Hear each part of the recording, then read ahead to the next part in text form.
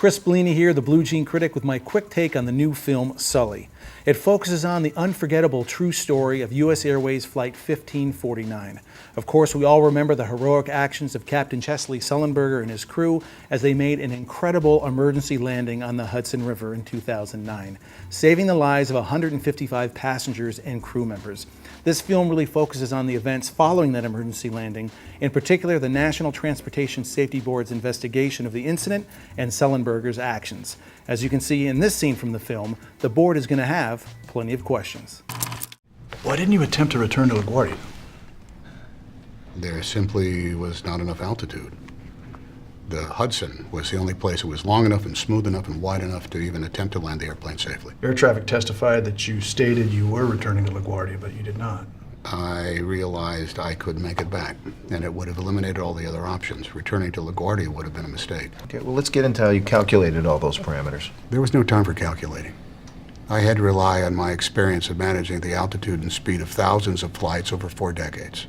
You're saying you didn't do anything? I eyeballed it. You eyeballed it? Yes. And there'll be more scenes like that in the film that are really going to build the tension in the investigation. Pressure will be put on Captain Sullenberger and his co-pilot Jeff Skiles. That's going to make for a really compelling story. There's a lot to like in this movie. First, it's based on a real instance where 155 people were saved. That's a great start. Not to mention the script comes from Sullenberger's own book, Highest Duty. It's directed by Academy Award winner Clint Eastwood. It's starring Academy Award winner Tom Hanks. You can't turn your back on those details. Now Hanks, when he shows up, he always brings his A game. Whether it's a real life person or a fictional character, he brings a certain level of believability and humbleness to a role. That happens here, but there's so much more going on. He brings such a level of nuance and subtlety to the performance that really makes it stand out. In fact, I think it's one of his best performances in years. Now let's talk about Clint Eastwood. Here's a master director, so we know he's going to craft this movie to maximize emotion, tension, and overall that's going to make it completely entertaining. One of the things that I really liked about the film is when you see a movie about real life events, you always assume that there's going to be a straightforward chronological telling of the story. Here's the incident, here's the investigation, here's the resolution. Not the case here.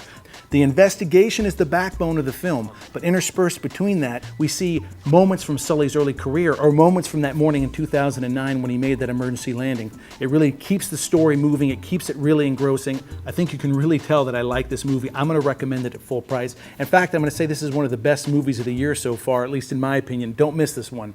That's my quick take on Sully. Now back to No Name Ball Rock and Creepy Coffee Movie Time.